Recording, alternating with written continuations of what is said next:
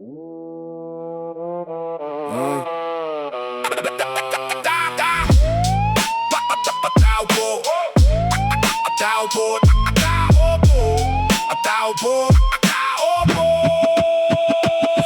po, kumakatok kami, may tao ba dyan sa inyo? Tao po, may bakas baba ng pangakong iniwan nyo. Iba ang sabi noon, iba na ang salita ngayon. Sa bawat tugon nyo sa amin, parang hangin lang ang laman. Sa isla dami ng sugat, pero saan ang lunas? Bakit laging sa pila kami pa rin ang nahuhuli? Habol namin ay sagot, hindi muli at muli. Mga salita nyo'y gamit, pero bukas ang kapos. Sa bawat problema ng isla, doon dapat ang tingin nyo.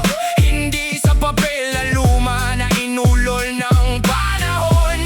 Kung may puso pa ang upuan, dapat marinig nyo kami. Wag nyo kaming iwan sa parehong pagkabitiw. Tao po, may tao ba ba? Tao po, wag nyo kaming baliwala. Bakit ganyan? Bakit ganyan? Sa susunod na eleksyon, kami ba'y tao pa rin? O ala-ala na lang? Narito kami sa umaga, bitbitang araw-araw. Mangingisda, nagtitinda, magsasaka, naglalakad, dala ang pagod at sama ng loob na di masabi. Kada pangakong napako, may sugat na nadadagdag. Hindi kami humihingi ng himala sa gabi.